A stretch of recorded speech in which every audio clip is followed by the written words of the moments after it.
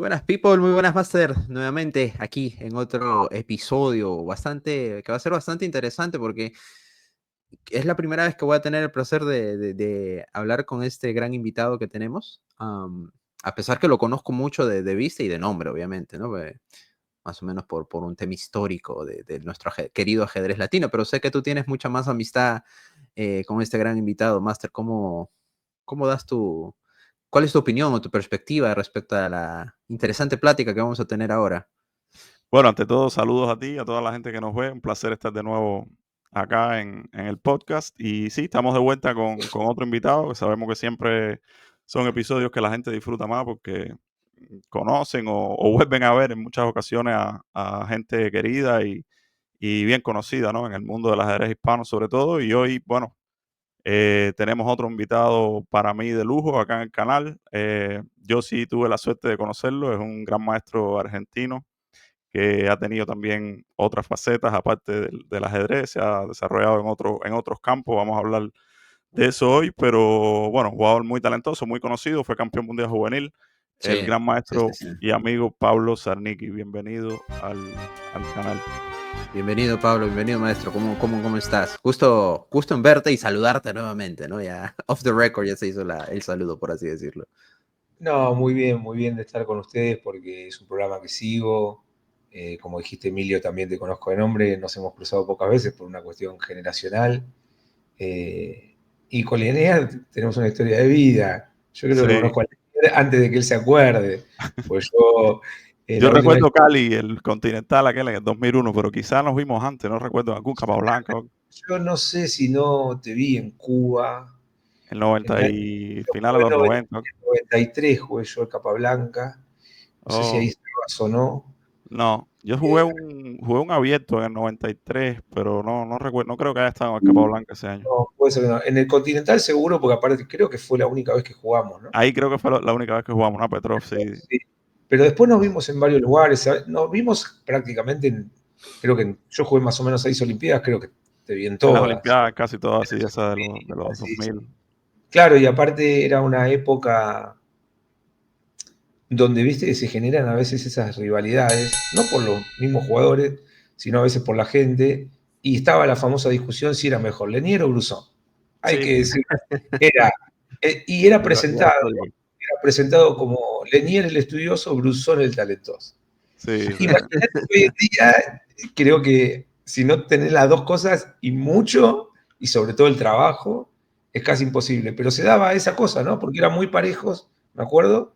Y después por momentos subía más uno, por momentos subía más otro.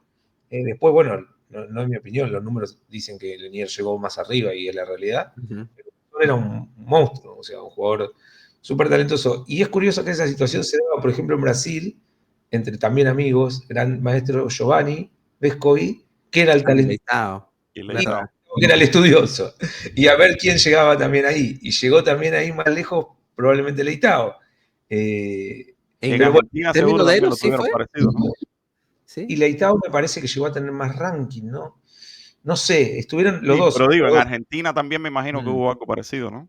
Y no me quiero nombrar a mí, pero en Argentina era parecido Huguito Spachenberg. Era él el talentoso y yo el estudioso. Ah, eran ustedes dos, ¿no?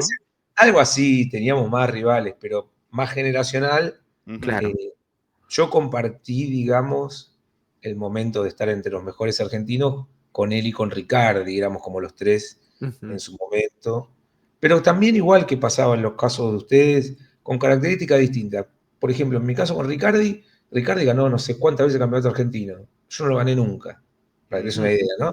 Y sin embargo, en las Olimpiadas yo era el que tenía la mejor actuación y Ricardi le iba mal. Porque cada uno, viste, era fuerte a lo mejor ante Sí, distintas pasa así siempre, eh, casi siempre. circunstancias. Y eso me parece. Y Leitao me acuerdo que era un gran maestro bueno, pero que se transformaba en las copas mundiales. No sé si te acordás. Sí, Cierto, llegaba cierto, lejísimo cierto. Copa mundiales, desde pero no siempre, era ¿no? una vez. Llegaba y llegaba y llegaba. Y bueno, eso. Llegaba eh, mínimo a la tercera ronda o algo así casi siempre, sí, ¿no? sí, sí, y varias veces. O sea que, bueno, depende mucho de lo que le incentivaba a cada uno, qué prueba, qué contexto representaba el país o jugar en el propio país. Pero sí, sí, digamos que por suerte tuve la alegría de compartir todo con muchos jugadores talentosos y que terminamos siendo muy amigos, muchos más allá de competir. Pero bueno, la generación, yo aparte quedé un poco en la generación intermedia, porque más grande que ya estaba Julito, estaba Milo, estaba Iván, seguro me estoy olvidando de otros. Después estaba mi generación y también un poco la más joven, ¿no? Con Sí, los que también llegué a compartir, como grandes maestros como Felgaer, Peralta. Y de mi generación era Ricardi, Paggenberg, el Hoffman, Cámpora, aunque Cámpora vivía en Europa. Pero bueno, nada, es la historia que uno va dejando atrás, pero que siempre está presente porque, nada, creo que a todos nos pasa, ¿no? Los que nos tocó recorrer un montón de lugares y tenemos miles de anécdotas, cosas buenas, malas. Pero creo que el ajedrez es un gran unificador de esto, sí. porque no sé si seguiríamos en contacto, o tal vez con alguno solo, y no con tanto si no estuviera en el medio del ajedrez, ¿no? Que es lo que nos hizo conocernos y que también nos mantiene unidos hablando de las nuevas cosas, de qué está pasando, porque uno puede estar más o menos alejado, pero los que somos muy apasionados como yo miro ajedrez todos los días y a lo Sí, yo mejor no también. juego, pero miro igual, no importa. Sí. Todo el que le puso el corazón así al ajedrez en una etapa y se Es lo toma difícil alejarse, medianamente en sí. serio, siempre se mantiene revisando y mirando lo que está pasando. Es así casi siempre. Sí, de hecho, revisando también tu palmarés, pero yo sabía que había sido campeón mundial juvenil, si no me equivoco, en esa época. ¿Tú fuiste campeón en Buenos Aires? Me sale aquí, según la En información Argentina, que ¿no? tengo. Fue el 92 fue. Mundial Juvenil, 92. Sí. Hubo un temita Perfecto, ahí. perfecto. Argentina era la sede y se iba a jugar en la parte sur del país. Ujú. En una época en algún sentido complicada, Claro. y hubo una huelga de docentes. O sea, ya venían con problemas los docentes, los salarios, bueno, cosas que en Latinoamérica nos pasan todavía hoy. Y bueno, era imposible para el gobernador de aquella provincia hacer el mundial, porque si hacía el mundial en el medio de una huelga lo mataban, ¿no? Porque entonces estuvo a punto de suspenderse y la FIDE de aquel momento, no me acuerdo de esto con exactitud, pero hablaron para poder hacerlo en Buenos Aires, se consultó al ministro, creo que era de Educación de aquel momento, y se jugó finalmente en Buenos Aires, a 20 cuadras de mi casa, en el Palacio Pisurno, que era sigue siendo, ¿no? La sede del Ministerio de Educación. Quiero decir, en Argentina se iba a hacer, pero en Buenos Aires se terminó haciendo como de rescate, casi que se lo pierde el torneo, ¿no? Y bueno, después pensar si eso me ayudó a ganar o no, no sé, pero que me quedaba cerca, me quedaba cerca, ¿no? Bueno, 20 cuadras de tu casa ya dice bastante, ¿no? Cómodo, sí. ¿Y a quién tenías ahí de los, digamos, de los duros que eran de tu generación, ¿no? Y que estaban, porque esos mundiales siempre había gente dura. Nan lo ganó, bueno, Kasparov lo Claro, ganó en los yo 80. creo, yo creo que a mí me tocó ya una época donde los buenos no jugaban, para ser honesto, ¿no? Estaba Milov, si mal no recuerdo, ¿no? Claro, nosotros con Vadim Milo, Gran Milovic. maestro el bastante número fuerte. uno era un yugoslavo, Markovic. No sé qué fue después de la vida de él, Markovic, sí, pero ya era gran maestro, creo, en el torneo, cosa que yo todavía no lo era. Pero en el torneo se fue dando, como viste, esas carreras que van haciendo muchos puntos dos jugadores, y eso me pasó con Milov. Y yo con Milov en la partida individual tuve suerte, o sea, estaba inferior. Y después, curiosamente, por cómo se fue dando, terminamos ganando, ¿no? Yo gané por sistema de desempate. En ese momento no se acostumbraba a jugar, no había un sistema de desempate, no me acuerdo si era el bucho o lo cual era. se Eh, decidía así ya. Se decidía así. Lo que sí era cierto que en la última ronda yo sabía que si ganaba, ganaba, ¿no? Pero bueno, en la última ronda me tocó justamente con blancas, con el número uno, que era Markovic, que si me ganaba a mí tenía alguna chance en el caso de que no ganara Ah, sí, Milov. creo que vi, en un momento repiten a Phil F4 y a Phil G5 y ahí había una guerra medio psicológica, medio ajedrecística, Esa ¿no? guerra psicológica creo que la manejé bien, a pesar de que era un momento difícil para estar ahí. Pero claro, yo no iba a repetir nunca, pero yo tenía la posibilidad de ser el último en Claro, cambiar, ¿no? podías presionarlo a él porque él sí estaba obligado a Claro, ganar si quería y tener él más estaba puntos. obligado a ganar. Y justamente la partida la volví a ver ya con Stockfish, ¿no? Porque uno cada tanto agarra una partida. La Y miraste con la justamente máquina esa. la miré con la máquina y está igualado. Y cuando él cambia queda peor. Mm. Y después le terminé ganando bien, ¿no? Pero tuve esa ¿Cómo viveza, por así decirlo. tuviste? No, pero igual, esa fortaleza, ¿no? Porque tú sabes que ganando eres campeón, pero al mismo, pues, y es un gran peso, ¿no? Campeón mundial en tus pesos, en tus hombros es algo que pues obviamente todo el mundo quiere, ¿no? Sí. para no forzarte, o más bien dicho, forzar a tu rival a que, no, cambia tú, no cambia tú, no cambia tú. Entonces, ese tipo de tira y Bueno, afloje, ¿no? Que funcionó bastante bien. Como, qué detalle psicológico, aprovechando tu título mirá, también de... lo más importante, ahora voy a lo psicológico, pero lo más Ujú. importante en la práctica era que yo decidía último. Yo en ningún Tenías, momento, tenías claro, un chance de desviarte al final. claro, porque si yo hubiera tenido que arriesgar a que si él repetía, llamaba al árbitro de la tabla, no lo hubiera Ahí hecho. no, claro. Porque a Ujú. mí estaba claro que en ese momento salir segundo no me importaba para nada, era lógico que ahí uno está en esos torneos. Cuando empieza, no, a lo mejor cuando empieza me decís salí segundo, pero ya cuando llegás Lo todo el compro. torneo. Sí, claro. Entonces, realmente primero, digamos que tenía esa opción real de donde él cambia. Porque a mí todo el mundo, cuando terminó el partido, me decía, ¿qué hacías? Si repetía, te perdías el mundial. Y yo decía, no, yo iba a cambiar.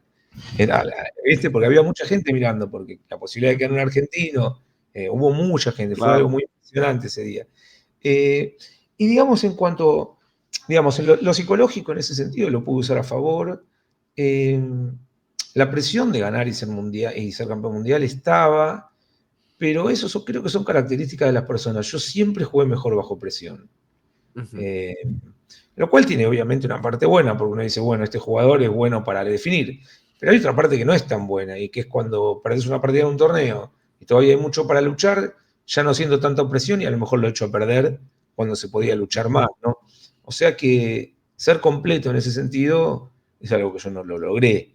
Pero yo creo, por ejemplo, que en las Olimpiadas me iba bien porque yo sentía una presión de jugar para Argentina. Siempre está la Y presión del match, del equipo, eso. claro, Aunque te entonces vaya mal. a mí en general me iba mejor cuando jugaba bajo presión. Ya de chico, digamos, siendo muy chico, cuando tuve que hacer la norma de maestro, o sea, me iba bien cuando tenía como objetivos, No, bueno, qué interesante eso, ¿eh? Casi siempre te dicen, no, no te presiones tanto, pero bueno, tampoco, no sé, yo yo creo siempre que Porque fui jugar quizás así la tan suelto mayoría de de la huesos, ¿no? gente por naturaleza es al revés, ¿no? Diría yo, ¿no te parece que sea así?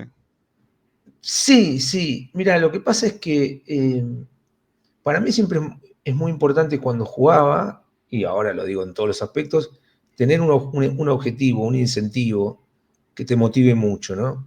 Entonces, cuando yo tengo eso por delante, es como que lo demás lo manejo. Cuando al revés, si voy a jugar un torneo porque me invitan, porque es lindo para ir de vacaciones, pero no hay como un premio especial. Siempre es lindo ganar cualquier torneo, ¿no? Pero Ujú. hay torneos que uno juega que, bueno, y ahí a lo mejor me cuesta más. Pero, o sea, voy a hacer un paralelismo muy estúpido, pero que me lleva a pensar eso. O sea, yo hago mis propias teorías de las cosas, ¿no? Ridículas, muchas, por cierto, pero noté con el tiempo, este ejemplo es rarísimo. En Buenos Aires, bueno, como en las principales ciudades del mundo, hay mucho tránsito, ¿no? Entonces, resulta que cuando vas con el auto y tenés que estacionar en la calle, ¿no? Eh, viste que, no sé, encontrás un lugar entre dos autos vacíos para estacionar. Esto es curiosísimo, pero me sigue pasando y lo tengo medido hace 30 años. Cuando yo tengo el espacio vacío y no hay nadie apurándome, tengo que hacer 28 maniobras. No logro estacionar. Cuando hay una fila de autos atrás que paran para Sacas lo darte mejor de ti ahí. directo, parezco Colapinto. O sea, estaciono en un segundo. Parece una cosa ridícula, pero no lo menciono porque ¿qué otra cosa se les podría ocurrir a ustedes que no sea y funciona mejor bajo presión? Bajo presión. Porque realmente Necesitas cuando es un esa domingo y no hay nadie en la motivación. Claro. calle, yo no puedo estacionar o me cuesta un montón. Y cuando tengo un montón de gente insultándome, tocando la bocina, lo hago en un minuto. Pongo ese ejemplo, podría poner otros, pero... Ujú. Y nada de esto que digo lo considero meritorio, es solamente descriptivo, ¿no? De la Ujú. situación. Y volviendo un poco al Mundial, y para cerrar ese capítulo a lo mejor, yo cuando empezó el Mundial estaba clasificado cuarto. Entonces mi objetivo era ganarlo. Y estando cuarto no era tan ilógico, no era una cosa delirante. Era difícil, pero estaba cuarto. Y por otro lado, yo nunca me creí, porque lo que decía Lenier es, los mundiales los ganaban Kasparov, Anani, qué sé yo. Y a mí sí me pasó de jugar con jugadores muy, muy fuertes. Por ejemplo, en mundiales infantiles, con Shirov, con Topalov, digamos. Pero la realidad es que en esa época los jugadores menores de 20 eran tan buenos que no venían ya al mundial, con lo cual el mundial A perdió veces un poco. pasaba eso, sí. Perdió un poco peso, su ¿no? peso. Ujú. Entonces, cuando a mí me alababan por ser campeón mundial, y yo estoy feliz de haberlo sido, yo fui campeón mundial, no fui el mejor sub-20 del mundo. Son dos cosas Claro, distintas. Lo que No, no claro, quita pero que bueno, el título está buenísimo siempre está igual, ahí. pero uno tiene que ser consciente. O sea, yo por ranking a lo mejor en ese momento era el número 20 del mundo juvenil. No me acuerdo, la verdad que no lo sé. Pero por eso digo que también era una meta posible, difícil pero Ujú. posible. Si hubieran venido todos los mejores del mundo, y a lo mejor se podía dar, pero era mucho más difícil, ¿no? Ahora, ganarlo así en Argentina debe haber sido súper especial, ¿no? Yo sé por experiencia que uno tiene esos recuerdos de ciertos torneos que son, ¿sabes?, únicos. Yo, por ejemplo, me acuerdo cuando eh, a- logré una buena actuación en una de las Copas del Mundo, la del 2004, que más bien porque fue inesperado. Quizás llegué a cuartos de final, algo así, quedaban 8, ¿no? El torneo ese que empezaba en 128 y era por nocaut, Sí, que sí, sí. Leitao jugaba muy bien históricamente. Creo que él, de hecho, estaba en esa, la del 2004, que fue en Libia. Y bueno, yo llegué al final y ahí perdí un match, pero en Cuba todo el mundo lo estaba siguiendo y bueno, yo no me esperaba tampoco el resultado, yo estaba súper contento. Y recuerdo cuando llegué que me recibieron de una manera en mi pueblo, me esperaron en un auto que era como un jeep así, un auto, y yo ahí como ¿sabes?, al aire libre y la gente en los portales, en las casas, y eso siempre se me ha quedado ahí. Y yo sé que uno tiene esos torneos que son especiales, me imagino que ese fue parecido quizás para ti, ¿no? Porque ganar así en Sí, tu sí, país, y la gente me imagino que quería que tú ganaras y eso. sí, la verdad que en la última ronda era impresionante la gente que había viendo. Sí, tuvo mucha concurrencia el torneo porque se jugaba en un lugar lindo, céntrico, y porque el argentino siempre tuvo mucha afición al ajedrez. A mí mi Sí, hay papá me culturas contaba, ajedrecísticas. ahora acá mi papá me contaba que, por ejemplo, cuando jugaron Fischer con Petrosian, que fue Ujú. 71 o 72. 71, ¿no? 72. 72. Bueno, Bueno, soy malo con Creo los que 70. los Entre candidatos los fueron 70. 71, ¿no? creo 71. Bueno, mi papá me contaba que cuando pasó eso se agotaron los tableros de ajedrez. No conseguías tablero de ajedrez. O Sí, sea, Argentina tiene una historia de afición al ajedrez, no sé si sí. ahora será más o menos, pero muy grande. Y claro, entonces el lugar estaba repleto de gente, eh, y creo que todos querían que ganen porque era argentino, digamos. Y sí me Ujú. acuerdo, algunas cosas las fui viendo con el tiempo, pero en el momento fue como algo, yo estaba súper feliz, y casi que al mismo tiempo te empieza como a rodear la gente querida y también la prensa, porque viste que haya un campeón mundial es Claro. difícil de cualquier disciplina. Pero bueno, lo recuerdo muy, muy lindo. Me acuerdo que no me acuerdo a qué hora terminó la partida, pero de ahí, a todos los que estaban ahí, o sea, a todos, mi papá los invitó a la casa de él, que yo vivía con él todavía, y se hizo como una especie de nada, improvisado total, como un festejo en la casa, Una fiesta ahí para celebrar. pero con gente que no había visto nunca, o sea, había de todo. Y después, por ejemplo, incluso me pareció cosas muy curiosas, porque claro, ahí estás en un delirio, ¿no? Estás como en una cosa, no sabes bien lo que está pasando. Y Pero después con los años, viendo alguna foto, por ejemplo, la encontré a mi abuela, que ya no está más, y estaba ahí. Yo no lo tenía, pero para nada registrado que mi abuela había ido, porque tenía al presente festejo. de los ajedrecistas conocidos, amigos. Bueno, y así empecé a ver gente, no es que se grababa tanto, pero algún noticiero, algo de material quedó y fotos. Qué bueno, tiene eh, fotos y eso de esas cosas, Sí, ¿no? sí, sí, sí. y bueno, eso te trae un poco de nostalgia. Sí, lo recuerdo con mucha emoción, diría. Sí, sí, hay cosas que te quedan grabadas. Pablo, y, o sea, hablando un poco de tu carrera de manera más general, como ahora, viéndolo, por ejemplo, desde ahora, ¿no? Desde en retrospectiva, Sí.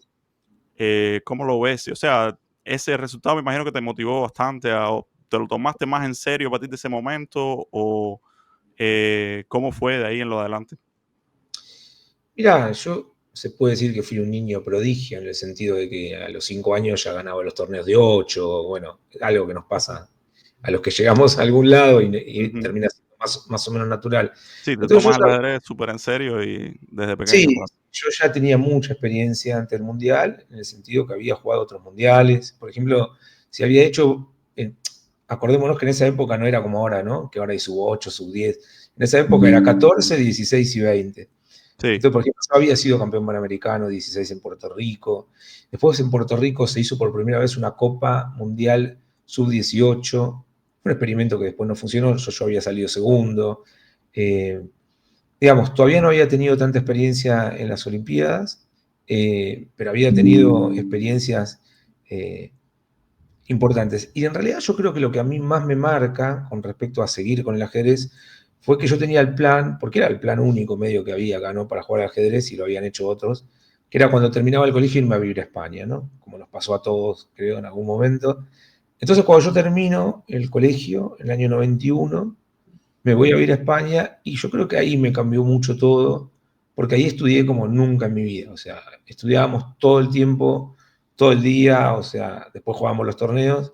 Yo sería un MI, no sé, de 2,450, por decir algo, que en esa época era más que ahora, ¿no? En proporción. Sí. Eh, y creo que tampoco fue casualidad que después yo estuve casi un año en España y me vuelvo casi a principios del 92. Yo ya volví muy motivado, porque incluso en torneos menores, se hacía siempre un torneo los fines de semana, de los sábados, vamos a poner un torneo de Blitz, diríamos ahora. Creo que incluso se sigue haciendo. Yo antes de irme a España ganaba muchas veces, pero cuando volví de España hice un récord que lo van a poner, como te dijera, 30 sábados seguidos. Porque había mejorado mucho, y sobre todo la parte teórica, que todos éramos un poco vagos estudiando en esa época con los informadores y bueno, toda esa época. Pero el trabajo se notaba, ¿no? Eso Yo creo que el siempre es trabajo así. se notaba, y eso fue lo que más me motivó. Y encima que ese mismo año, a, a los 7, 8 meses, porque el Mundial, si no recuerdo mal, fue en octubre, ganar el Mundial lógicamente fue un súper impulso para decir, bueno, si yo ya lo tenía claro de antes, pero si encima ganando el Mundial, porque por un lado está la parte motivacional y decir, y por otro lado hay una realidad, yo tuve mucho, pero mucho apoyo económico.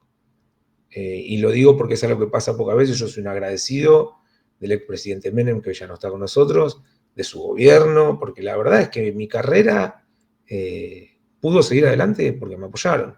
Y también a veces es una pena decir que hay que salir campeón mundial para que se fijen en Sí, vos, ¿no? es el proceso que de hecho ahora que lo menciona fue uno de los, diría yo, errores más grotescos que cometí en mi carrera ajedrecística. Bueno, yo era un niño, ¿no? Pero cuando pude jugar un mundial escolar, Perú nunca había ganado un mundial de nada, Sí, ajedrecísticamente hablando, a excepción del maestro Granda, que ya estaba sí, retirado, ¿no?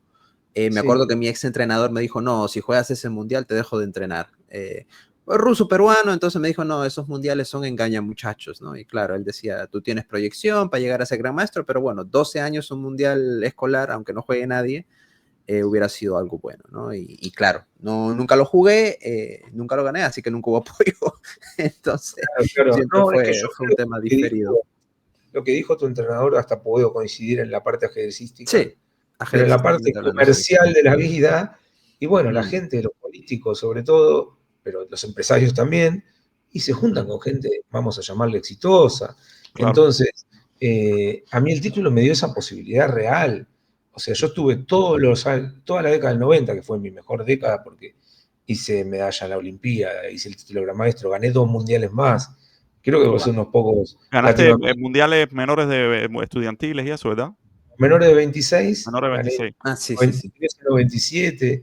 Entonces eso ya era vendible, aunque suene feo, como el único casi en el mundo que había ganado 3 mundiales. Ujú. Eh, Claro. que también los mundiales de 26 no eran una genialidad, pero bueno, por ejemplo, en uno que ganamos vino Rusia.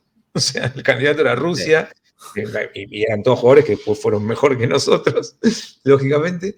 Entonces, claro, en ese sentido, haber ganado el mundial me dio muchas ganas de progresar, pero me dio mucho apoyo económico. Todos nosotros sabemos que sin ese apoyo, y más en ese momento, Claro, era imposible, porque tenés que viajar todo el tiempo, tenés que vivir. Y yo tenía una beca, no me acuerdo de cuánta plata era, pero era lo suficiente para que yo pueda jugar al ajedrez y vivir de eso. Y la verdad es que si no, ya había que estar trabajando, e incluso o dando clases, que sabemos que es algo que Sí. todos hacemos. Yo lo sigo haciendo hoy ahora, pero en el momento que uno está enfocado en eso, dar clases solo hay que hacerlo para mí si es necesario, claro, ¿no? no, no es lo. Pero si Si no, tienes, no es algo que está cuando bien bueno. tienes aspiraciones en tu carrera y eso es Claro, difícil llevar las dos, ¿no? Pero ahora, una cosa que a mí me da la impresión es que en esa época era, claro, muy diferente ahora, ¿no? En claro. cuanto a las herramientas que tienen los ajedrecistas para seguir mejorando. Y en el caso ya de grandes maestros también, ah, creo que era más más importante en ese momento estar en un ambiente adecuado, porque igual si eras muy talentoso, incluso podías tener resultados, pero estabas en un lugar por ahí apartado, lejos de, digamos, entrenadores buenos, de jugadores buenos, como que te quedabas aislado un poco, porque la información era, o sea, era prácticamente nada con respecto a lo que es ahora, ¿no? Lo fácil que es acceder Sí, a todo claro. tipo de información. Tenías un buen ambiente ajedrecístico. Bueno, en Argentina, como decíamos antes, un país de cultura ajedrecística fuerte desde hace tiempo. ¿Y tenías Bueno, tú el ambiente de ese de buenos Capablanca jugadores, incluso, buenos ¿no? entrenadores que te Sí, ayudaron a seguir mejorando? la verdad que en cuanto al material, mis primeros 10 años fueron, como te los imaginarás, o se lo imagina alguien, no existía, no es que no existía el Chevy, no existía internet. O sea, Claro, era informadores, puro libro enciclopedias. y... Ahora, es cierto que yo agarré un poco la etapa del medio, porque ya a final de los años 90, no al final, a mitad del 95 yo ya tenía mi notebook, mi computadora, mi Chess Base. Obviamente no estaban los motores de búsqueda, pero ya cuando apareció eso, era como tener todo ahí. Previo, lo que decís vos con respecto al ambiente, yo tenía la suerte de que viviendo en Capital, la mayoría de los grandes maestros, yo estaba con ellos, coincidía con Estaba ellos, cerca de ti. y también al jugar casi todas las Olimpiadas de los 90, así como te conocía vos, conocía a muchos otros grandes maestros, con los cuales manteníamos cierto contacto, con algunos, eh, no de la manera que se puede hacer ahora, como ahora, que estamos hablando como si estuviéramos en la misma casa, no tan Ujú. así, pero manteníamos una relación de variantes, de hablar de jugadas, y también, yo nunca fui de tener entrenadores, pero por ejemplo, cuando en el 92 ganó el Mundial, eso me daba el derecho a jugar el interzonal en Biel. Ujú. Interzonal, para el público no mire y que no sabe lo que es, era antes la única manera de llegar a competir por el título, ¿no? Del interzonal salían, vamos a inventar, porque no me acuerdo, 10 jugadores que empezaban a jugar los famosos matches, bueno, donde Fischer en su momento le ganó, barrió a todos. Ese fue el último interzonal que se hizo. Pero, por ejemplo, en ese interzonal que, digamos, en puntos me fue mal, a lo mejor en él no tanto, pero era durísimo, ¿no? Tabanán, Kramnik, Bien, Topalov, sí. Elfam, pero, por ejemplo, previo a eso, la federación, o no me acuerdo si fue la federación, me permitieron, con quien tengo una hermosa amistad y lo quiero mucho, lo trajeron a Jesús, a Nogueiras, para que Ah, fuera mi Wow. entrenador, porque Jesús estaba clasificado también para el Mundial para el interzonal, digamos. para el de Biel. Entonces vino a mi casa y me entrenó un montón y después viajamos juntos. No muchas veces tuve esa oportunidad, pero esa la aproveché un montón, porque aparte, bueno, ustedes saben más que yo de Jesús, en lo Sí, que Nogueira sabe de ajedrez era una cosa de sabe locos, porque muchísimo de ajedrez, sí, sí, sí. Una aparte era memoria una esa cosa legendaria tremenda, también. él era un jugador, digamos, sólido, de peón dama, y yo jugaba peón rey, y el tipo me explicaba qué variante hacer contra la siciliana abierta, en la época que yo era valiente y abría. Pero el tipo no jugaba peón rey, pero sabía todo. Y yo le preguntaba, ¿pero por qué no juegas peón Sí, pues rey? él es fanático a la inglesa, ¿no? Es muy, muy Sí, curioso. inglesa, peón dama y caballo F3, pero claro, sabía, pero todo, todo, ¿no? Bueno, ese fue un caso especial que no se daba asiduamente. Pero después, bueno, como decía, ya el hecho de estar en una Olimpiada, de viajar seguido, de estar en torneos con grandes maestros, uno mama el ajedrez, ¿no? Y como decís vos, el ambiente es muy importante. Y acá pasaba una cosa normal, que la gente que vive en el interior necesitaba venir a tener ese ambiente en Capital Federal, y los que vivimos en Capital Federal necesitábamos ir a España a tener ese ambiente. Porque Ujú. ya cuando uno llega a cierto nivel, estás entre los top 3, ya no te queda mucho por aprender de jugar siempre con lo mismo. Ujú. Entonces pasa esto de tener que migrar. Y la verdad es que tuve esa suerte, y también nunca fue un trabajo para mí estudiar, o sea, era normal, lo disfrutaba, nunca sentí cansancio de ¿En entrenar, ¿no? serio? No, no, la verdad es que no. Qué bueno, sí, porque ese es el tema, ¿no? Que justo también siempre he debatido con muchas amistades, ¿no? Y claro, hay gente con la que precisamente el estudiar, el entrenar, no es un gran trabajo, o sea, no les cuesta. A mí, por ejemplo, me pesa muchísimo usar el módulo para ver las aperturas, pero me pesa, pero y jugar no me pesa, ¿no? O revisar partidas de los clásicos me apasiona, pero revisar las aperturas es un dolor de muela sin anestesia, ¿no? Y Bueno, es yo creo muy, que muy, muy. igual te digo una cosa, si bien ahora es más fácil llegar a las conclusiones, Sí, no, ¿no? claro, Es claro. mucho, sí, pero por otro lado es mucho más aburrido para mí, ¿no? Sí, Porque también lo hago, estar Sí. buscando algo distinto, que lo estamos haciendo todos al mismo tiempo, Y la realidad es que lo van a decir en vivo o no, pero contra E4 y 5 nadie sabe qué hacer a eso. Sí, No lo sabe ni vos, ni Lenier, ni yo, ni Caruana, ni Carlsen. No lo saben. sí. Por Porque eso no ya lo andan saben, inventando últimamente, sí. no lo saben Esa es porque una de no las hay. razones que Carlsen se retiró, ¿no? Bueno, es que no lo saben. Y lo mismo con Negra. Si a vos te juegan E4, podés jugar siciliana como hace Lenier, pero ¿para qué vas a evitar jugar la Petrov, digamos, si te alcanza con empatar? ¿Para qué te vas a complicar la vida estudiando? Sí, Quiero decir, entonces, si Sí, sí, bien sí. está todo mucho más servido, también lo que vos decís es mucho más tedioso. es Cuando mucho yo más me tedioso, refiero sí. a lo que era entrenar antes, era lo que vos dijiste de la parte que te gusta. Era agarrar las partidas de los clásicos, de apertura, no sé, cada uno tenía un modelo, yo me acuerdo, ni siquiera Claro. eran los mejores jugadores del mundo, pero me acuerdo, yo toda la vida jugué en Inso India, y me acuerdo que había un gran maestro, creo que se llamaba Lerner, se debe sonar, Ujú. Sí, ruso. y el tipo era un especialista en eso, y yo lo seguía a él. Y me dedicaba a seguirlo a él porque era como un ejemplo del que sabía, como hoy pasa lo mismo, ¿no? En tales variantes tenés jugadores muy teóricos, por nombrar, que me tocó ahora en el Mundial de Rápida, Sarana. Sarana a lo mejor es un gran maestro más, es buenísimo, ¿no? Pero digo, será top 20. Un ruso Pero más, sí. claro, pero lo vas a ver al tipo y el tipo sabe todo. O sea, juega siempre lo mismo. ¿No? Hay como especialistas, pero sí, mismo ahora cuando estoy mirando ajedrez, es más tedioso, ¿no? Y si trabajo para otro gran maestro, también, porque todos decimos tratar de encontrar algo acá, y es tremendo. Te dan la tareita esa, ¿no? Como me la han dado a mí. Tú eres el encargado de encontrar algo ahí en la jugada 35, en el finalito de la Berlín, ¿no?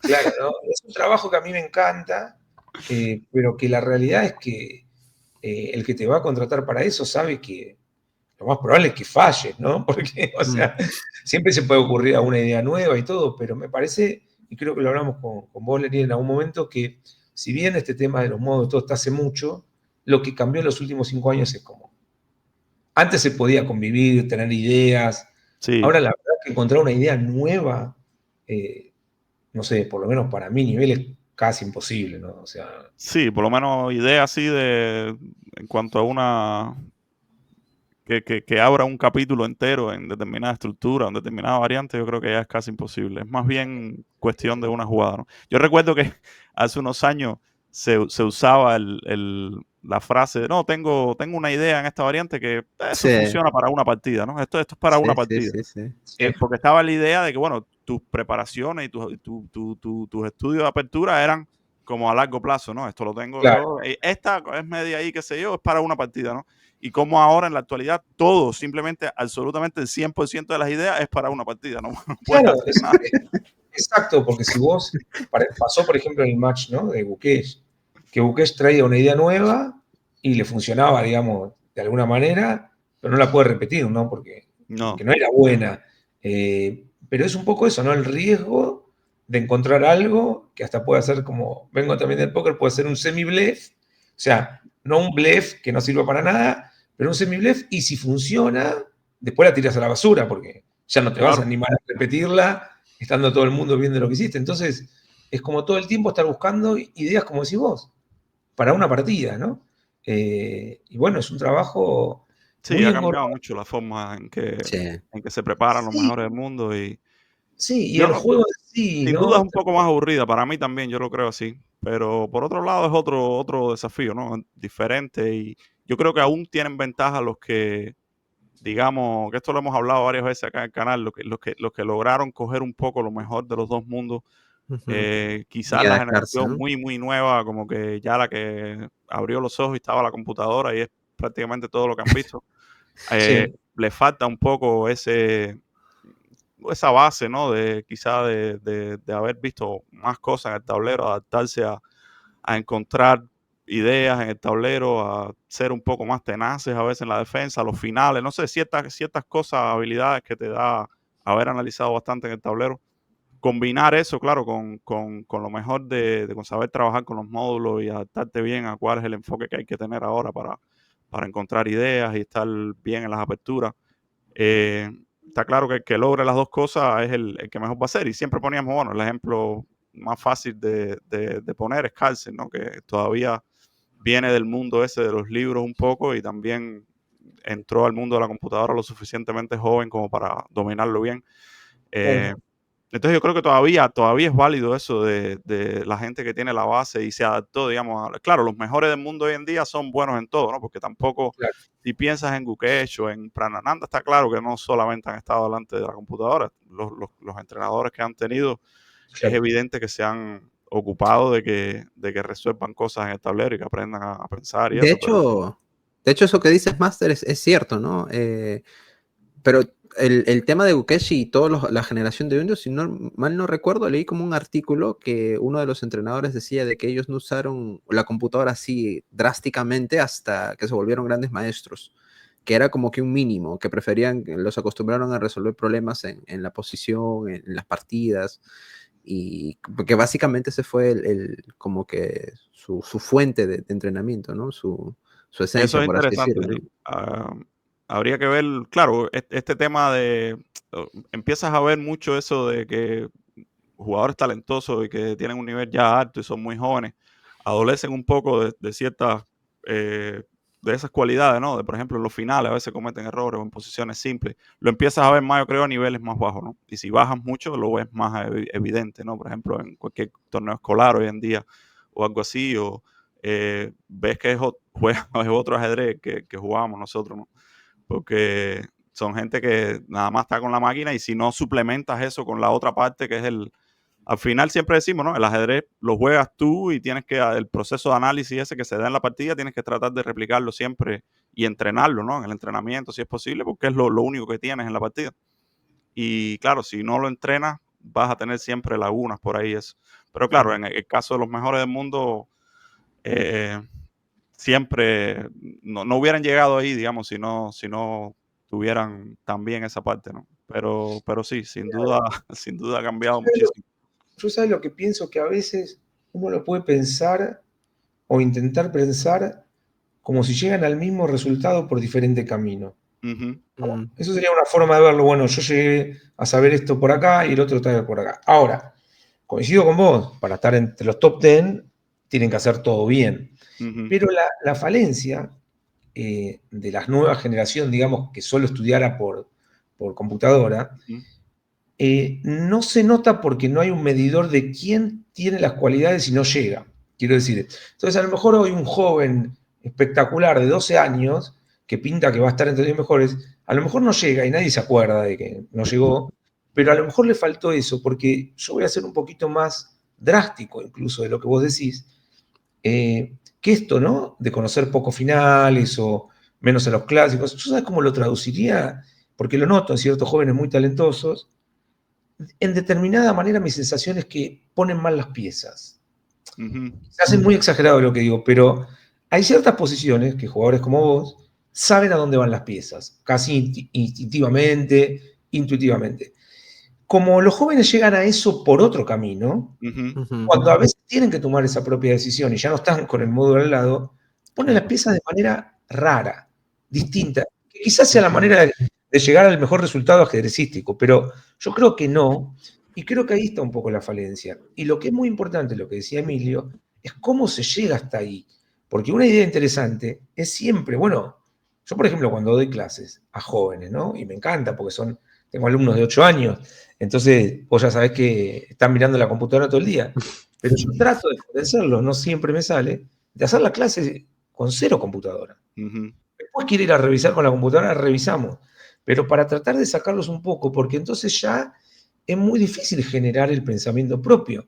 Cuando vos Claro. tomás toda la computadora, Ujú. en algún momento de la partida, va a pasar lo que decís vos, Lenier, en algún momento de la partida va a venir el proceso tuyo, tu cálculo, tu conocimiento de posiciones, y ahí es donde empiezan a tener alguna debilidad.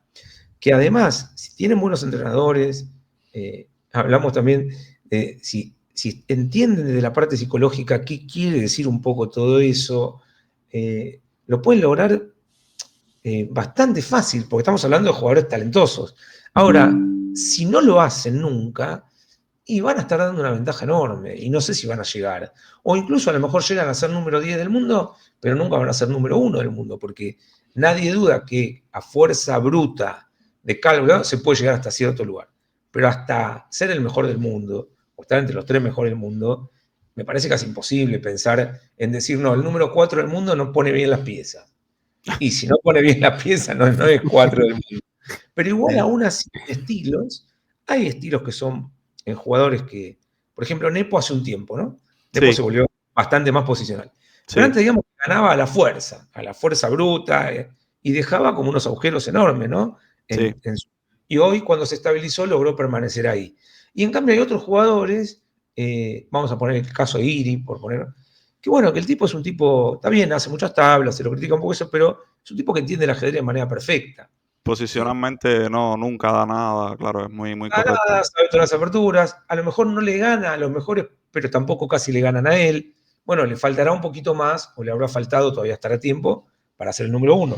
Pero hay casos que son así. Y finalmente, cuando hablamos de las excepciones totales, que en este caso yo nombraría a Magnus, digo de esta generación, ¿no? Nombraría a Fabiano, nombraría a Firouya, y la verdad es que hacen todo bien. O sea, uno va más por un camino, otro va por otro, pero si yo tengo que jugar contra alguien de ellos, pensar en, ¿y dónde tienen la debilidad de estos tipos? Y la verdad es que me voy a matar pensando y es difícil encontrarla, ¿no? Lógicamente, aún Kasparov o Fischer o Magnus harán algo un poquito peor que el resto, pero se los ve casi perfectos, ¿no? Ya como invulnerables, ¿no? En algún aspecto, ¿no? Hablando ahora de que mencionaste a Giri, vi una entrevista de él hace poco en este podcast de Greg Mossreader. Yo creo que lo hemos hablado de él, Sí, sí, Emilio. Es sí, un sí, de muchacho que él Chessboard, es sí, sí, ruso sí. y trae a Más varios Frieder, jugadores sí. así del top y les hace entrevistas. Y le hizo una Giri hace poco y hablando de su estilo y de su nivel y del nivel de los que están ahí entre los mejores del mundo y de Carlsen, por supuesto, ¿no? Él decía que, bueno, alababa por supuesto a Carlsen, lo cual es lógico y todos lo hemos hecho, ¿no? En cuanto a su comprensión del ajedrez, eso que tú decías, siempre sabe dónde poner las piezas, no hay ninguna falla ahí posicional ni nada, pero quizás a un nivel un poco superior al de los demás, ¿no? Tú puedes decir, bueno, Giri es un jugador posicionalmente correcto, está claro que nunca da nada en ese sentido, pero Carlsen está como unos escalones más arriba, ¿no? No solo de Giri, sino de todos los demás, ¿no?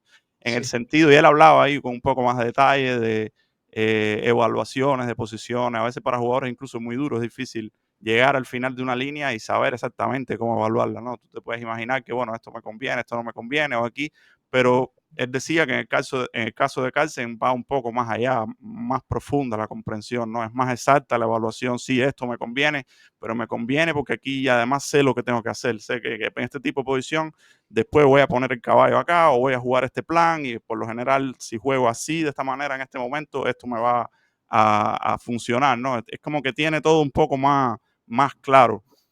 O sea, decía en otras palabras que ajedrecísticamente es bastante superior a los demás, pero decía que la diferencia mayor era en la parte psicológica, en la parte mental, como le quieras llamar, y justo aquí quería preguntarte un poco sobre eso, porque sé que bueno, te hiciste psicólogo hace relativamente poco, Sí. y como gran maestro y alguien con tanta experiencia en el ajedrez, estás en una posición como única, ¿no? No sé si ahora, supongo que hay algún otro gran maestro psicólogo en el mundo, pero no creo que sean muchos tampoco.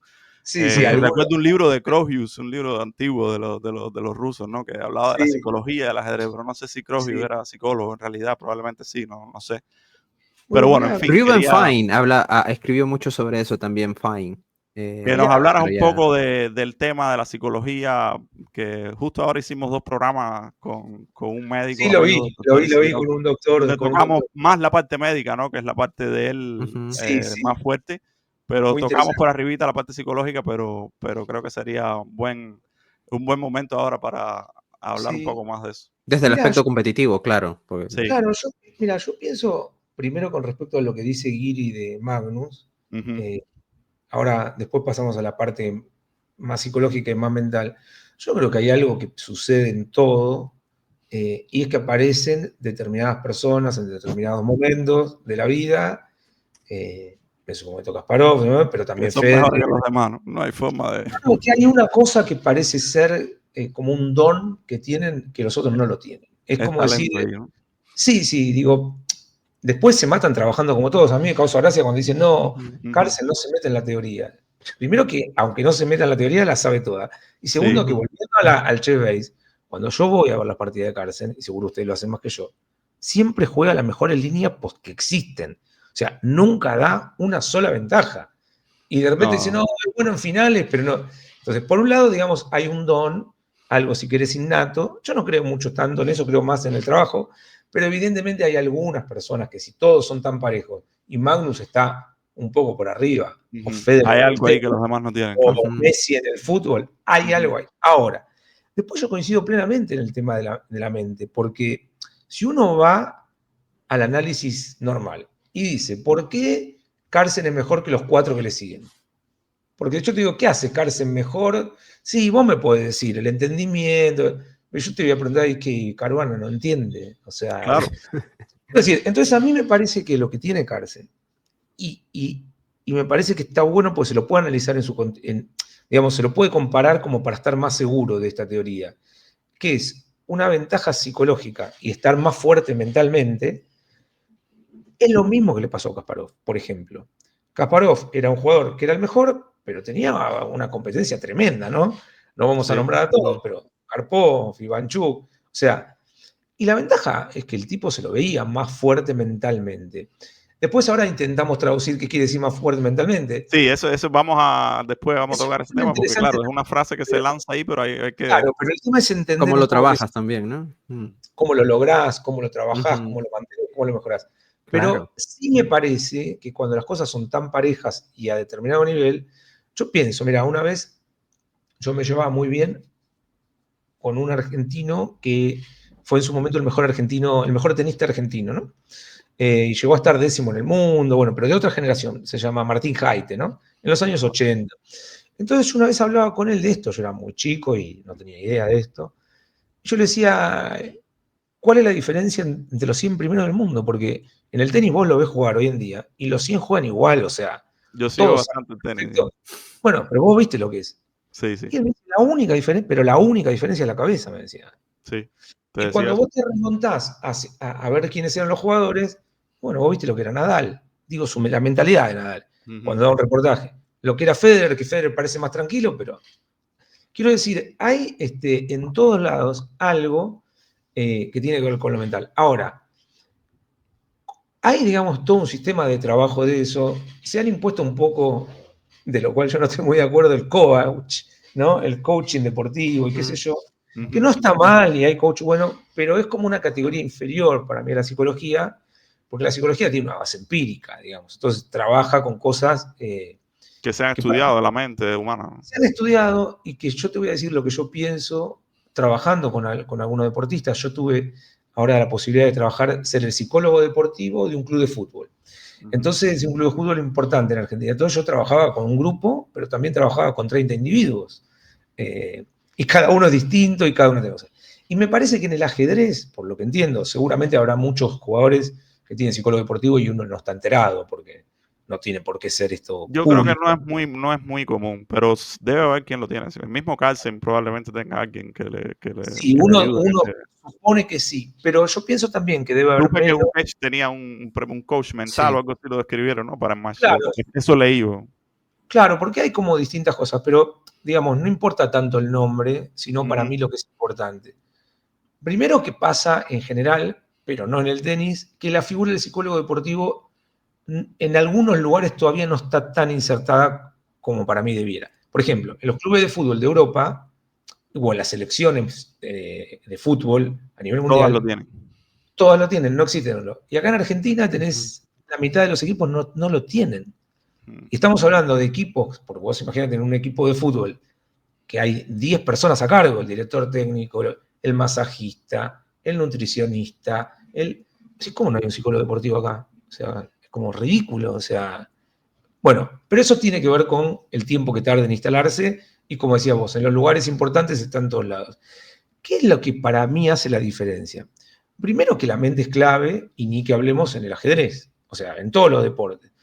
Y a veces uno confunde, acá es lo que yo digo, es fácil confundir el coach o el mentalista, porque eso es una especie, vamos a suponer que yo fuera tu entrenador, Linier. Entonces lo que hago es, bueno, hoy te toca negras contra Caruana o contra Carlsen. Bueno, confía en vos, vos lo podés lograr. Es una chantada eso, es como, sí, te estoy ayudando mucho. O sea, quiero decir, te estoy dando ánimo, que si sos una persona que necesita el ánimo está bien, pero en realidad yo tengo que hacer un trabajo grande con vos para que cuando vos llegues ahí estés mejor preparado mentalmente y eso te dé algún resultado. Si el tipo es mejor que vos, no quiere decir que se va a lograr, pero es muy importante estar muy bien preparado mentalmente, porque eso es lo que trae la confianza a la hora de ir a jugar. Es verdad. Y uno Yo lo he notado pensando un poco en mi experiencia. Yo he sentido en ciertos torneos, por alguna razón, no han sido muchos, ¿no? Desafortunadamente, pero en ciertos torneos llego en un estado, no sé bien por qué, pero que me parece, por lo menos dentro de mi experiencia, han sido los mejores estados mentalmente hablando en que he llegado. Y yo lo he notado por diferentes parámetros, ¿no? Por, digamos, el grado de presión que tengo, de preocupación o algo así, es bastante balanceado en el sentido de que yo no puedo decir que un torneo que yo llegue y bueno, no me importa para nada el resultado, sea un buen estado. No siempre te tiene que importar un poco. Estoy hablando desde mi posición, no entiendo nada de psicología, simplemente de mi experiencia, ¿no? Pero hay ciertos torneos a los que he llegado donde no me preocupo demasiado por el resultado, me preocupa justo lo que me debe preocupar, pero a la vez me da esa... me desinhibe un poco para poder jugar, digamos, mi mejor ajedrez, ¿no? Hay veces que siento que cuando estoy muy presionado, como que no logro llegar al 100% de lo que yo podría. A lo mejor tomo una decisión en un momento hacia lo seguro, cuando sé que hay una jugada que es mejor, pero ¿sabes? Requiere un poco más de confianza en ese momento hacerla. Entonces, hay torneos donde creo que he llegado cerca ahí de un estado ideal en ese sentido. Y he jugado bien, o sea, recuerdo un Grand Prix que jugué en el 2022 en Alemania.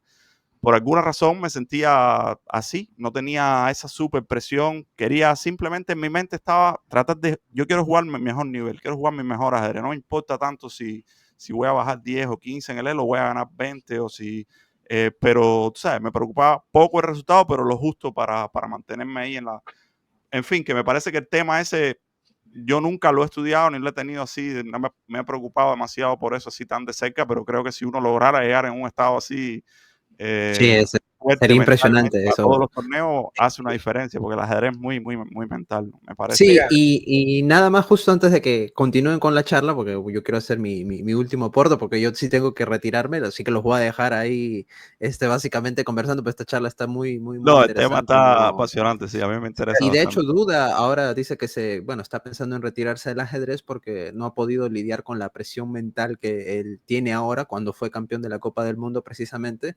Dice que como que se le puso un peso arriba que él no sentía antes cuando jugaba el ajedrez simplemente por diversión, que ahora como que hay una gran le expectativa. pasamos mi contacto, a duda pasale mi contacto Sí, sí. que Si lo Sí, dejamos te preparado. surcas duda, pon el traductor ahí y tienes aquí la solución. No, y quiero mencionar justo, ¿no? Que yo recuerdo también, porque bueno, yo he bajado más de 150 puntos en los últimos años. Y recuerdo y siempre me pregunto esto, digo, ¿es que yo entiendo menos ajedrez o es que calculo menos? Y hay muchos aspectos que obviamente en mi vida han cambiado. Para empezar, bueno, ser padre, estudiar en la universidad, hacer una maestría, aprender otro idioma, entre otras cosas.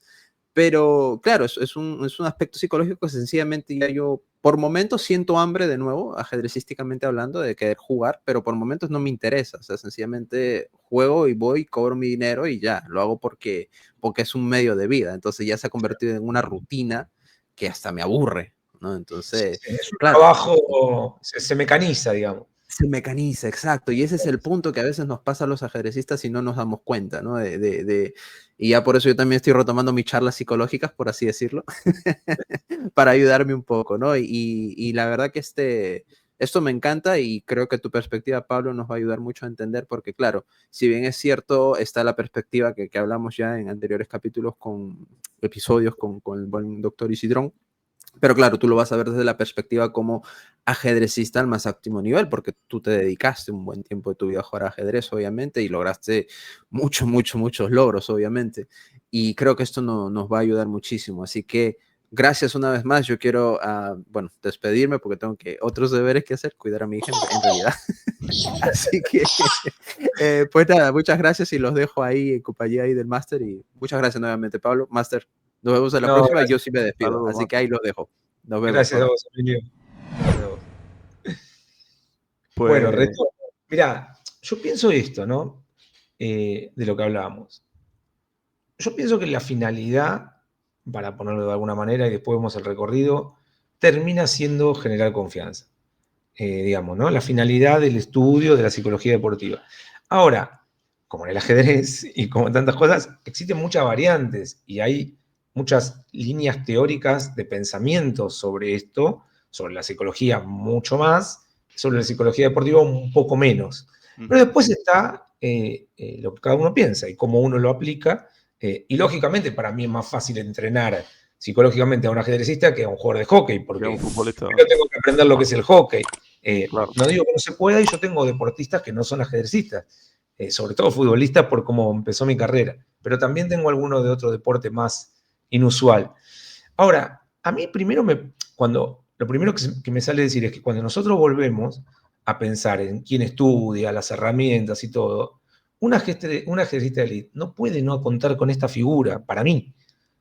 Y si yo pudiera volver el tiempo atrás, lo primero que haría sería contar con esa figura.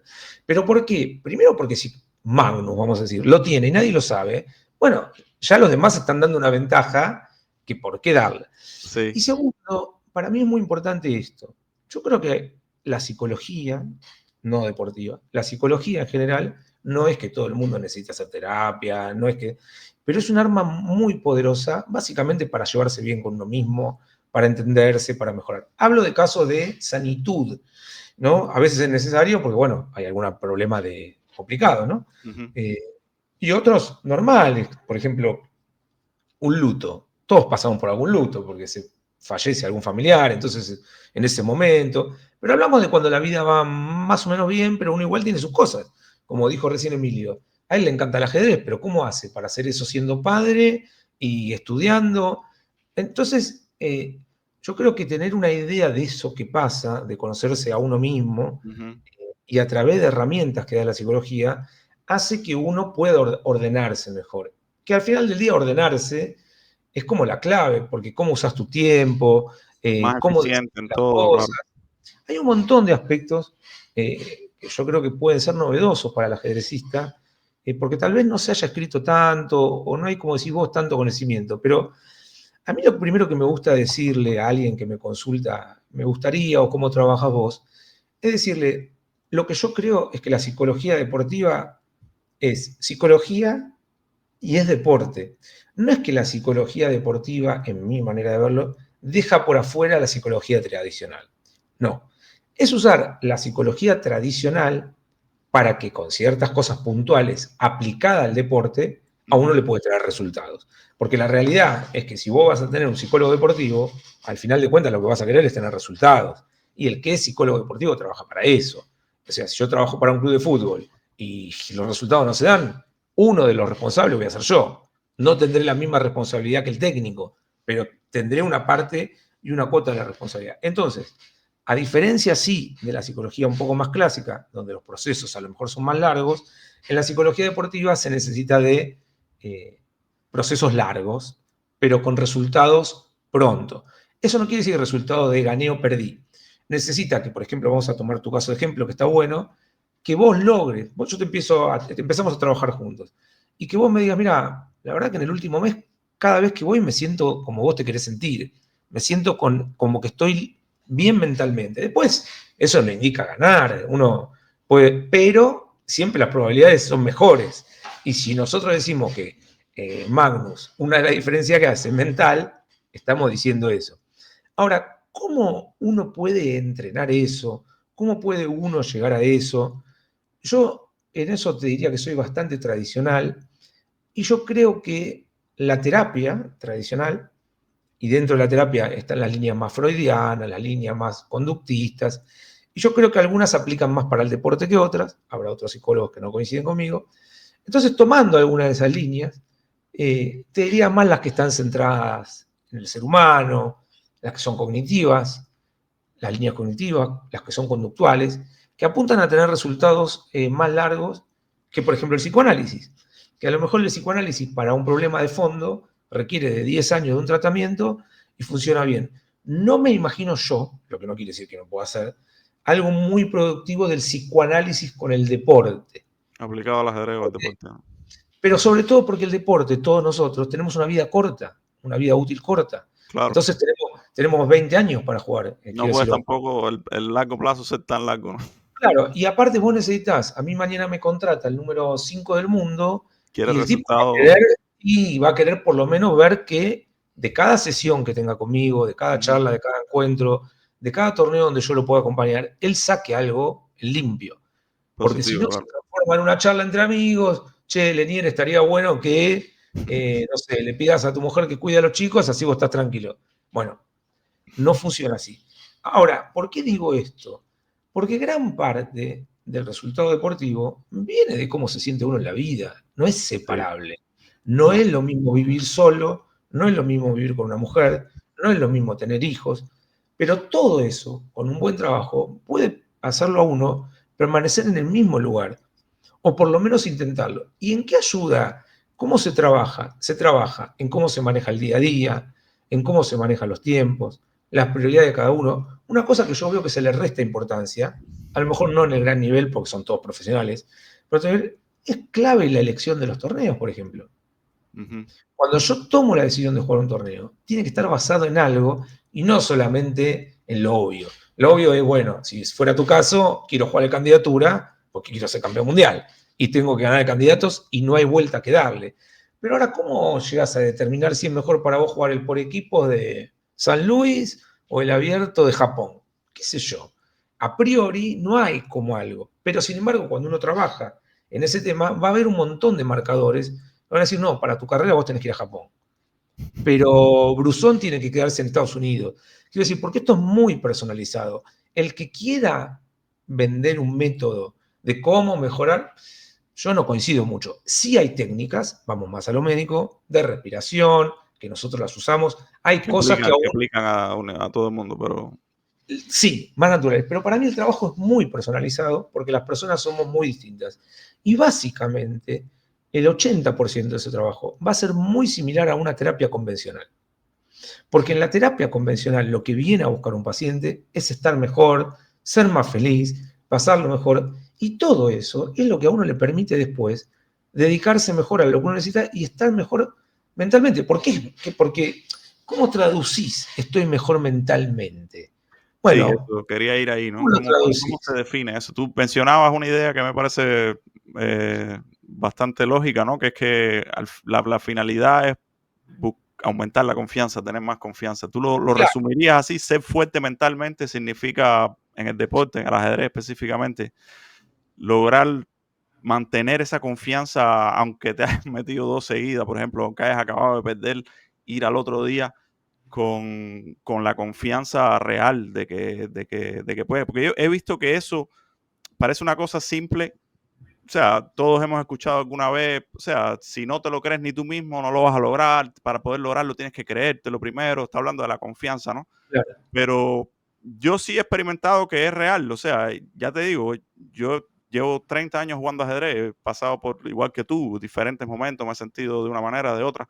Pero sí he sentido en ocasiones que tengo esa confianza, que yo, digamos, pienso que voy a ganar la partida, aunque esté jugando con alguien muy fuerte en ocasiones. Pienso que voy a ganar, sí, ¿no? Yo me preparé, me siento bien preparado, no me falta nada para ganar y me siento en buena forma.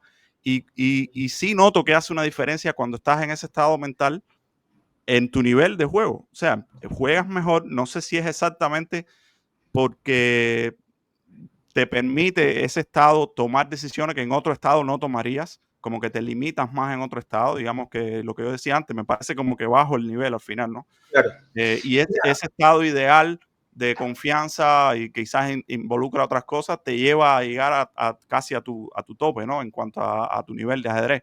Y puedes tomar las decisiones, digamos, que están ahí al filo, pero son las buenas, pero son las que lleva en ese momento y eso te lleva a jugar mejor. Pero todo parte de esa confianza inicial. Entonces, tú lo resumirías así, como que la famosa frase de fulano es, no, Djokovic es fuertísimo mentalmente, o Nadal, o Carlsen. ¿Es eso? ¿Es tener esa confianza o hay más elementos ahí en esa fortaleza mental? Digamos, son muchos elementos, pero si lo resumimos, que no está mal, en poder mantener una confianza alta y estable, que obviamente se va a ver alterada y se va a ver sometida a los resultados, porque Ujú. todos nos cuesta jugar bien cuando nos meten 2 seguidas, No somos de piedra, claro. pero a mí me parece que lo importante es pensar un poco en por qué uno va a conseguir eso. O sea, ¿cuál es? Volvemos al ejemplo. Pablo, quiero trabajar con vos, sí, bueno, vamos a trazar un plan. ¿Qué incluye ese plan? Porque yo te voy a decir, no, vamos a trabajar para que vos tengas confianza. Y vos me vas a decir, che, ¿qué onda? ¿Qué hago? ¿Respiración? ¿Meditación? Hay toda una parte, llamarle un poco más médica, que está bien. Pero para mí, y por eso yo lo vuelvo a la terapia normal de la vida, está muy relacionado con esto. ¿Y qué quiere decir esto? Lo que digo va a parecer muy fácil, pero es lo más difícil de lograr. Es que uno esté lo mejor posible en su vida diaria. Cuando digo lo mejor posible, si lo llevamos a un extremo de utopía, hablamos de ser feliz. Bueno, a lo mejor no se logra ser tan feliz, pero lo que sí es importante, que uno, que además la mayoría tiene otras ocupaciones, no es lo mismo que el ajedrecista que solo hace el ajedrez, que cuando uno es papá, cuando es todo. La clave, la palabra que yo usaría como vínculo hacia la confianza, es la tranquilidad. A mí me parece que uno tener una confianza y llegar a un torneo, vos vas a llegar bien preparado al ajedrecístico, vos entre tus entrenadores, esa parte, digamos, es exclusivamente ajedrecística. Pero en la parte mental, a mí me parece que en esa terapia, en ese trabajo que se hace con un psicólogo deportivo, uno va a trabajar al ser humano como individuo, como persona, hasta ese punto como si no jugara al ajedrez, porque va a usar todas las herramientas que tiene la psicología para que esa persona pueda estar mejor. Mejor quiere decir que en la terapia tenga que hablar del problema de matrimonio, que tenga que hablar de las cosas que le gustan hacer, de las cosas que le molestan. Y mejorando uno su calidad de vida, eso va a terminar afectando en lo deportivo. Pero cuando uno va, ¿cuál es la diferencia entonces si yo te entreno a vos o si tengo un paciente que está deprimido? La diferencia es que acá hay un objetivo concreto. En el caso de un paciente deprimido también, pero termina en que se le pase la depresión. Y ese es Acá, el final. Aquí es claro, el es resultado importante. deportivo. Claro, ese es el resultado deportivo. Pero vos pensás que es posible que yo te ayude a que vos mejores tu mentalidad si yo no sé cómo es tu contexto, con quién vivís, cómo te llevás, cómo la pasás, qué cosas te gustan, qué cosas no te gustan. Esa es la Psicólogo, terapia.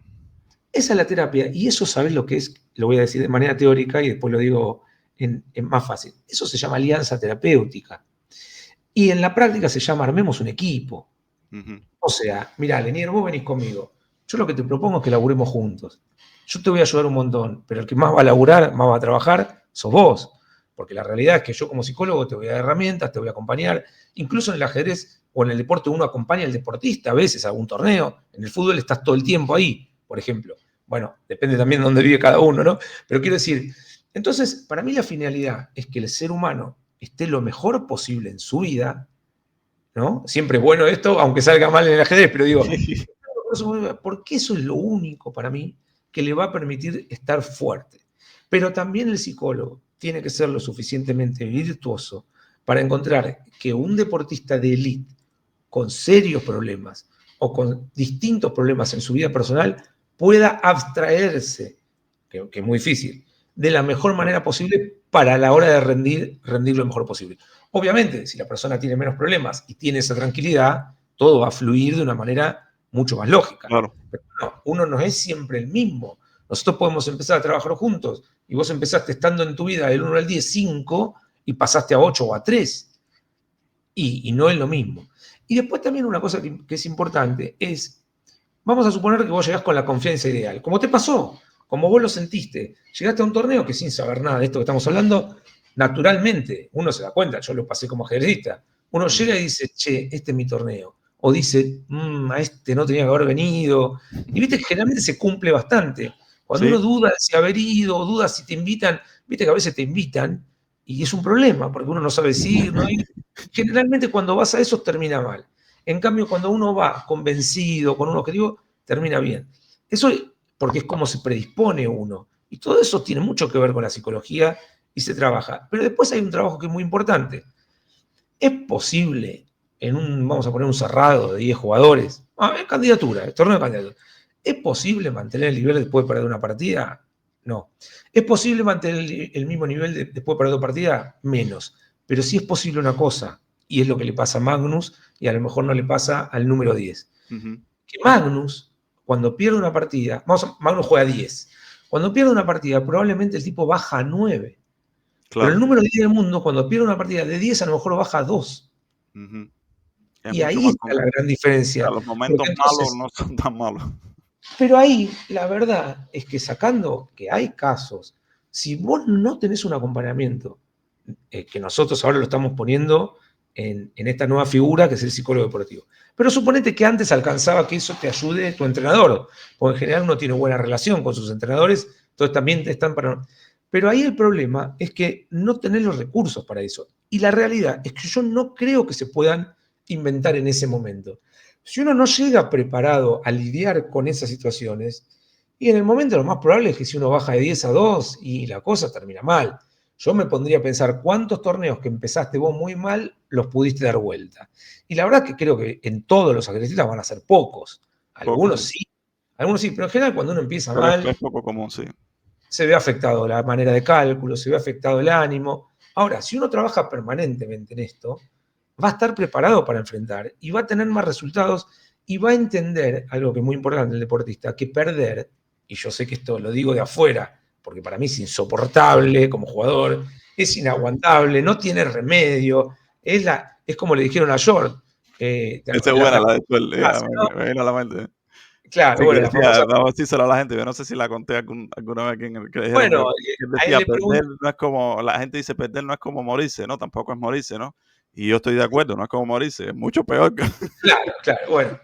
Y esa frase, que obviamente es exagerada y nadie se quiere morir, a nosotros nos pasa como jugadores. Pero Claro. imagínate esto mismo, si vos lo tenés trabajado, eso implica que no te va a doler, pero no te vas a querer ni matar, ni vas a pensar que es peor que la muerte, y todo eso, ¿en qué va a afectar? En que tu próxima partida no vas a llegar a 10 directamente, pero no te vas a haber caído de 10 a 2. Y entonces date cuenta por qué Carlsen, Federer o X deportista hacen la diferencia. En póker, que vos sabés que yo me dediqué muchos años al póker profesionalmente, Sí. eso se llama entrar en tilt, que en ajedrez también lo decimos. Famoso, sí, que se habla mucho hoy en día. El famoso tilt. Y yo he leído un montón de libros de póker. ¿Quiénes son los mejores jugadores de la historia de póker? Los que y está estudiado, ¿no? Está escrito el libro, ¿no? Los que tienen menos tilt, ¿no? Los que tienen tilt, pero bajan de 10 a 9, bajan de 10 a 8. Ahora, yo me considero un buen jugador de póker, pero yo cuando entré en tilt, la verdad es que bajo mucho más de lo que debería. ¿Y cómo lo fui mejorando? Igual, es evidente. Trabajando en eso, yo hago mi terapia. Yo no tengo un psicólogo deportivo porque hoy no estoy tampoco competente, pero sí hablo con mi psicólogo mucho de deporte. Y cuando ya tenés muchos años de terapia y el psicólogo ya sabe lo que haces vos, termina aprendiendo eso gracias al paciente, ¿no? Entonces, a mí me parece que lo que yo dejaría de alguna manera como mensaje es que ningún jugador que pretenda ser muy bueno en algo tendría que dejar de lado esta herramienta. Lógicamente hay gente que no lo puede pagar, hay gente que no cree en eso. Uno no puede ir al psicólogo porque el amigo le diga, che, anda que está bueno. Uno tiene que pensar que le va a servir. Pero la realidad es que nadie, ni un psicólogo, ni un paciente, ni un deportista, va a tomar la decisión de primeras. O sea, si vos me decís, Pablo, yo quiero que me entrenes, bueno, mira, lo que te propongo, Lenir, es que tengamos 2, 3 charlas y vemos que sale de ahí. Porque a lo mejor yo digo, no, mira, la verdad es que no. ¿Cómo me estás pidiendo? Yo no lo sé hacer. O vos pensás, yo me imaginé que era otra cosa. Y a mí no me gusta hablar de mi familia. Bueno, hay un montón de variantes. Ahora, ¿tú crees que habrá alguna gente que tenga eso hasta cierto punto natural, esa cualidad de vamos a llamarle de fortaleza mental? Y cuando vas a lo específico ya eso de, ¿sabes? Ser consistente en los momentos malos, mantenerse. ¿Tú crees que Carlsen, por ejemplo, habrá trabajado eso con un profesional, con un psicólogo, o será Mirá, parte innata? no, yo pienso que todos tenemos nuestras fortalezas y debilidades, que también lo comentaba el médico en la entrevista, que él estuvo muy bien cuando lo dijo y yo coincido con él, que generalmente los jugadores se ponen a trabajar en las debilidades y dan por obvio o sea, vos sos bueno en aperturas, bueno, no me preocupo, y ya me preocupo porque soy malo en finales, y la verdad es que se trabajan las fortalezas también. Entonces yo creo que si arrancamos todos de cero, todos nacemos igual, y nadie pasa por un psicólogo deportivo, aún así va a haber un nivel que por carácter, por personalidad, Va a haber desigualdades ahí. va a haber desigualdad. Un poco menos. Y alguno va a estar mejor encaminado. De hecho, pensamos los dos, que, si no, a lo mejor en los últimos 10 años un poco menos, pero que en la historia del ajedrez no se trabajó básicamente con psicólogos deportivos y hubo gente que tenía mejor mentalidad que ¿Tú te otros. acuerdas? Un pequeño paréntesis, Kasparov y esta gente sí tenían psicólogos en los matches aquellos, ¿no? Y Yo creo que sí. Karpov, y se hablaba de los psicólogos, de que Karpov Sí. contra Kornoy, y que había uno que venía no solo a Bueno, ayudar a otro, sino más bien ya como a sabotear al otro, ¿no? No sé si eran claro, bueno, psicólogos ahí o...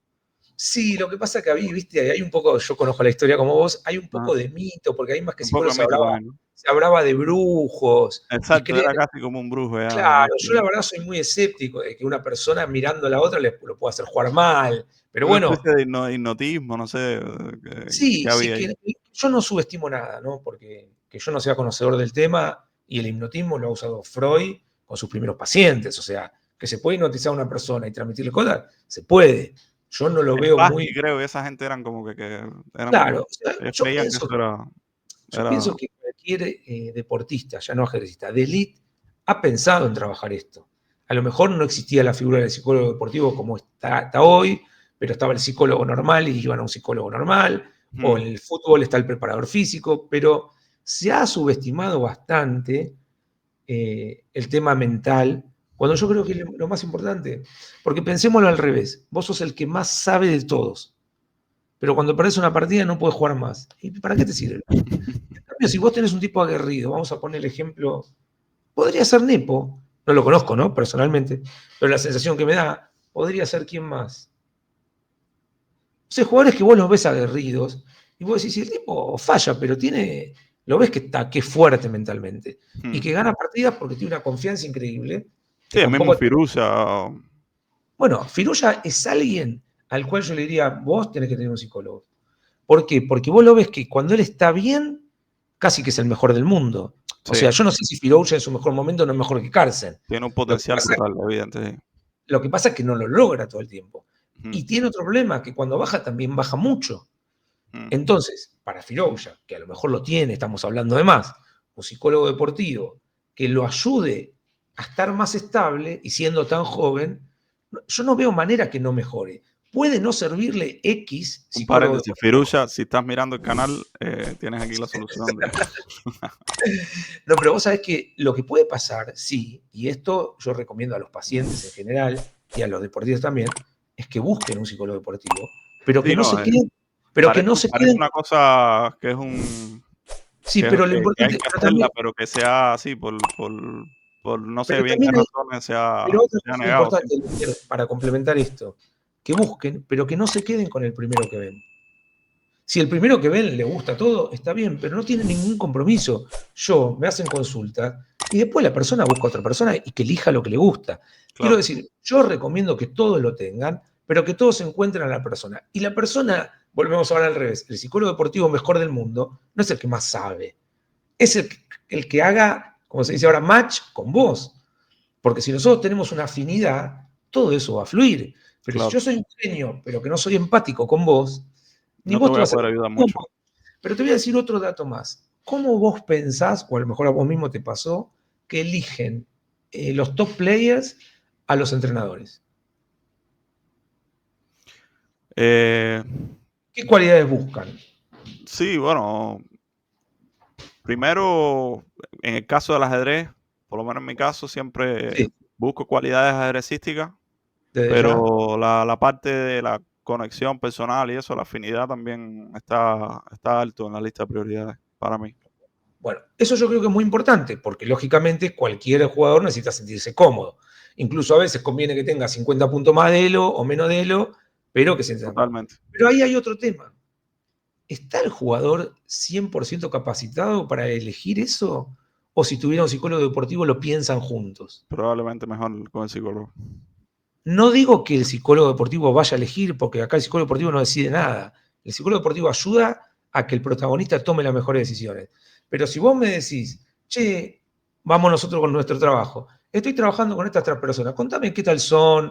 Yo te digo, mira, a lo mejor, no, nada, no es por hablar mal de nadie, uno trabaja para su paciente, para Claro, su deporte, y dice, mira, pero yo conozco a este o no conozco, pero ¿qué tal si le preguntás a este que es genial y vos no tenés afinidad?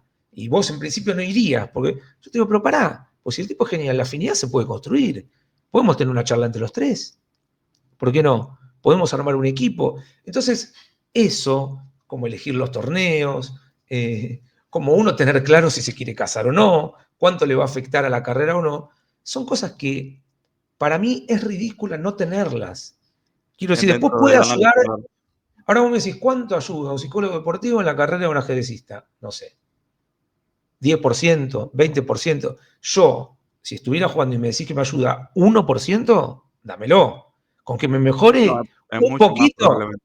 Es mucho probablemente más. sea mucho más. Pero lo que sí me parece, y es el mensaje que uno trata de transmitir, porque esto nosotros nos focalizamos en la elite, y a lo mejor la gente de elite ya tiene armada su estructura, y ya llegaron de una manera que dicen para qué cambiar, Claro, pero también hay un montón de grandes maestros camino a la elite, o exacto. como decía él, o Emilio no sé qué ranking tiene hoy, tendrá 2.600, no, más o menos, no, me imagino.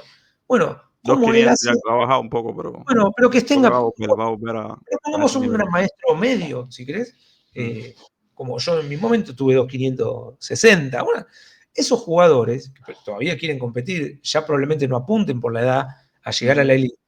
Bueno, esos jugadores, acompañados de un psicólogo deportivo, les va a ordenar un montón la vida, porque a esa edad, como le dijo Emilio, ahora tiene que ir a cuidar a la hija, seguramente lo hace lo mejor que puede, pero con herramientas que le brinde un profesional, tal vez simplemente lo ayuda a organizar mejor el tiempo. Y hoy Ujú. el tiempo es lo que nos falta a todos. En Hey, este mundo que va tan rápido, bueno, es un mundo que a uno le puede gustar o no, pero funciona así. Entonces, que te ayuden a organizarte, son las cosas claves. A veces un paciente, y ahora no hablo deportivo, hablo un paciente que viene angustiado porque tiene mucho trabajo, simplemente con una pequeña guía de, che, ¿por qué no pensaste en hacer esto en lugar de...? Y le cambias 3 cosas y al tipo le cambió la vida. Y no es que uno sea un genio, el problema es que uno ve mucho más fácil las cosas de los demás que en uno mismo. Yo siempre digo, ojalá yo pudiera aplicar en mí las cosas que yo digo. Y no es así. pasa así, sí, pasa así muchas veces, sí. Viste que hay una frase en ajedrez que dice siempre el que está de afuera ve mejor. Las ve todas, de afuera se ve, las de Y afuera ahí las ve es todas. verdad, porque yo me pongo a jugar un match con vos y estoy seguro que me vas a ganar porque tenés mucho mejor nivel.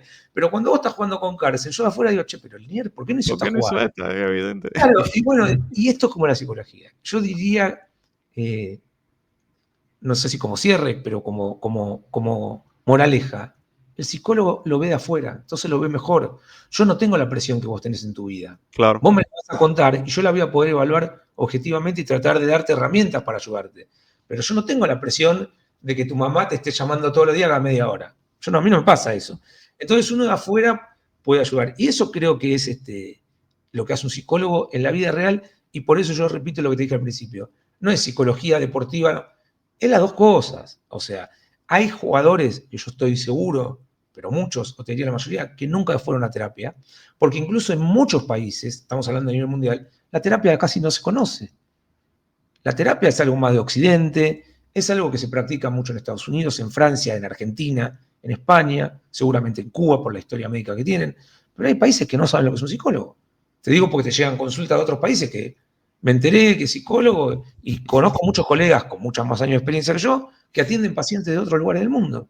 Entonces es como un arma que, ahora vos vas a Inglaterra y agarrás el Liverpool o en España, el psicólogo del campeón mundial de España del 2010, creo que era en el Bosque, que era el técnico, ¿no? sí, Eh, del equipo nacional. el psicólogo estaba sentado al lado de él en todos los partidos, Sí, está ya establecido que es así, claro. pegado. Y hay otros psicólogos que ni siquiera van a la cancha y Mm. ayudan igual. Quiero decir, en eso cada uno tiene su manera, pero te das cuenta que en el mundo avanzado, Estados Unidos, Europa, vos te imaginás, yo no conozco los deportes americanos como el fútbol americano, pero yo no tengo ninguna duda de que está lleno de especialistas en psicología. Seguramente, sí.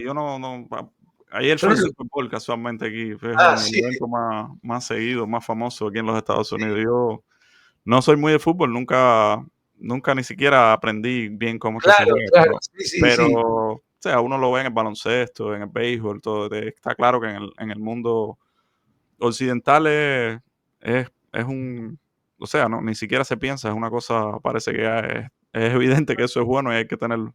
Bueno, a mí me impresionó mucho, a mí me encantan las autobiografías, ¿no? De los deportistas sobre todo, pero de los políticos y todo.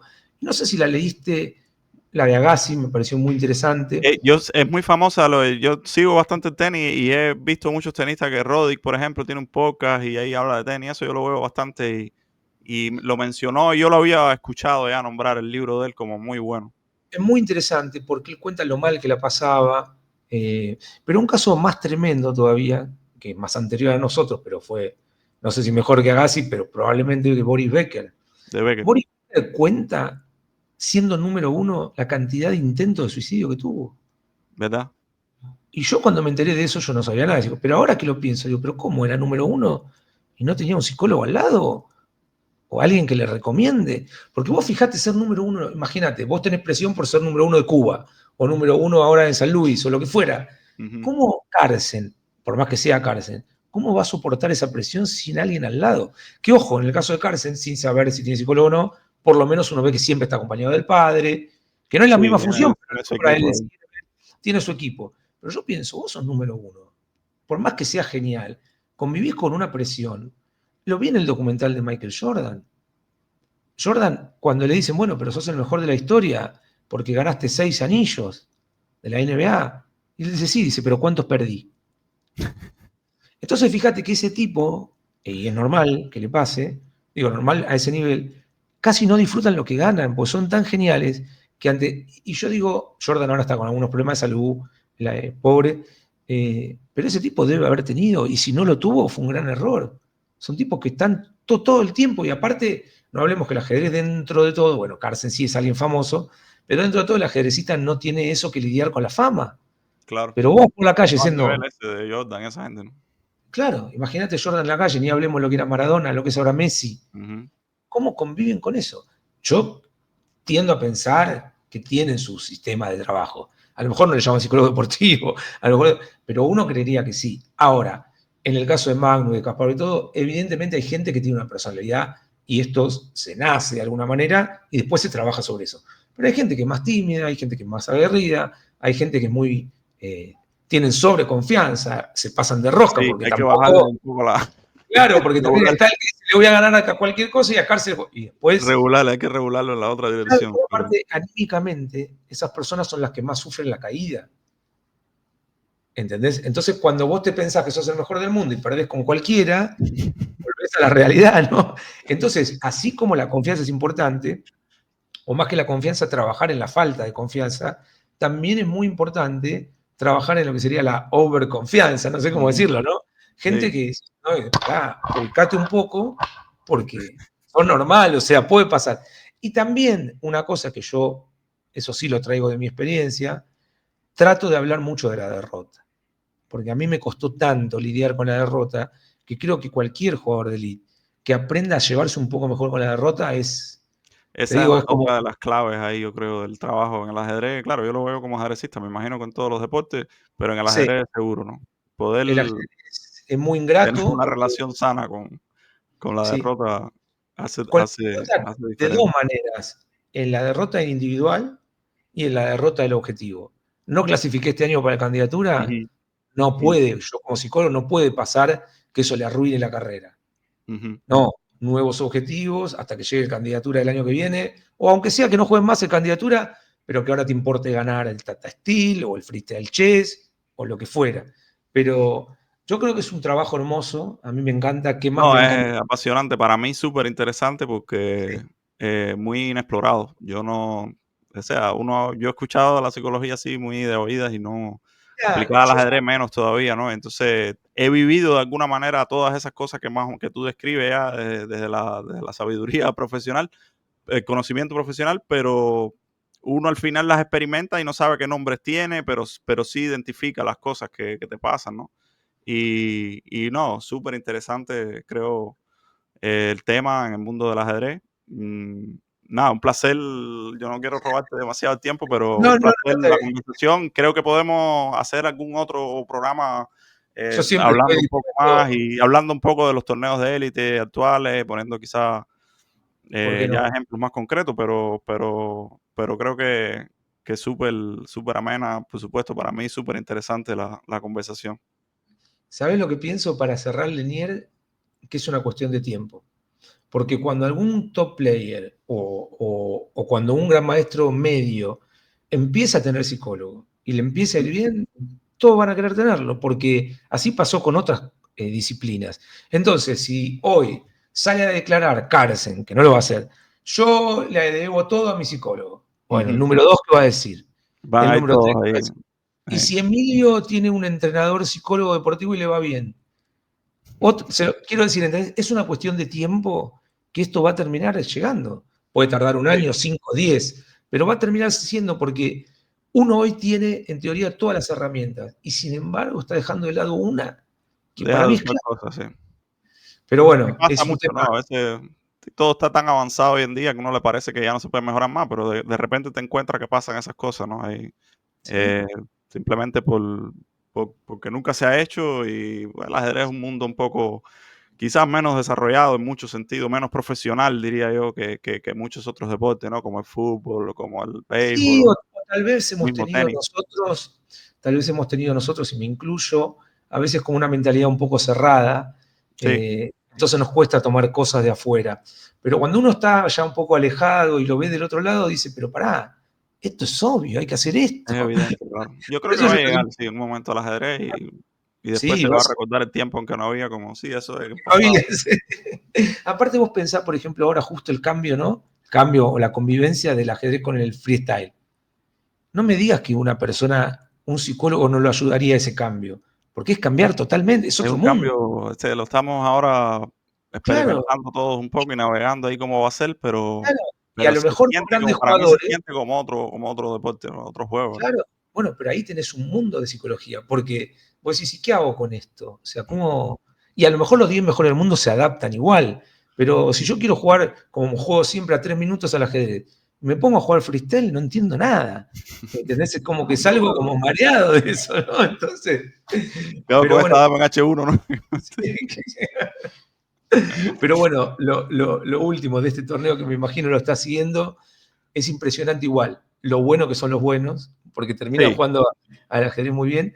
Y más allá de que el que mejor vi hasta ahora para mí fue Caruana, pero me sorprendió que ayer Magnus hizo 98% de precisión al cuando freestyle. el promedio estaba mucho más bajo, ¿no? Sí, 80 y algo, ¿no? 85 por ahí. 85, que es bastante bajo si lo comparamos con el ajedrez Claro, normal, que es claro, lógico, ¿no? La gente, sobre todo al claro, principio, no te orientas bien y claro. estás lejos ahí de las mejores a veces. Sí, sí, sí. No, yo veía como muy, no sé, por el estilo, porque lo veo, que se me entiende, yo lo veo como que está, como que el que más trabajó hasta ahora en eso es Caruana, me parece. Pero claro, cuando Sí. ayer lo ves a Magnus que te mete 98%, ojalá sería la final entre ellos dos.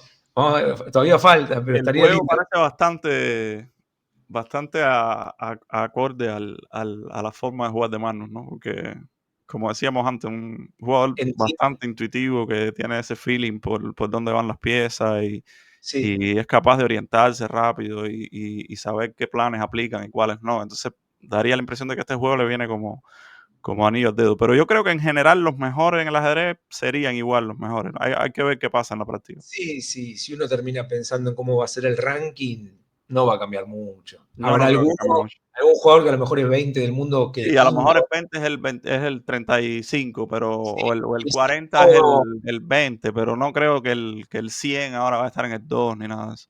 más allá de las discusiones que no vamos a entrar ahora de si se llama mundial o no llama mundial, eh, el ajedrez es el ajedrez, o sea, es muy distinto, pero en un momento la posición de alguna manera se normaliza Sí, y, y claro, lo que pasa es que lo que es interesante ver es que algunas partidas no se llegan a normalizar.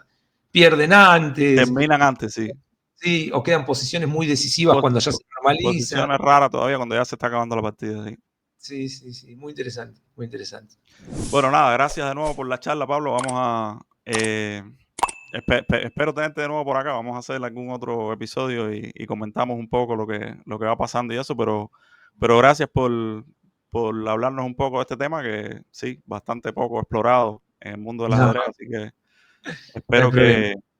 que la gente sí aprenda un poco más de esto y yo estoy seguro que sí, que va a ir ganando, mm, se va a hacer más normal, yo creo, porque la tendencia en el deporte es como tratar de explotar todo, el más mínimo Sí, eh, camino que tengas para salir adelante, tienes que usarlo, ¿no? Porque son tan parejos el nivel, porque todo el mundo tiene las mismas herramientas y yo creo que ese es un campo que tiene mucho potencial en el ajedrez, está inexplorado y hace una diferencia notable. Yo lo he podido comprobar y nada, un placer de nuevo la charla, así que Bueno, un gusto gracias para mí, Lenier. por la conversación y esperamos verte de nuevo por acá. Sí, ojalá que pase pronto y siempre a disposición para cualquier tema de ajedrez relacionado al deporte me encanta, así que sabes que cuentan conmigo para lo que necesiten. Gracias, un abrazo grande y un saludo a toda la gente.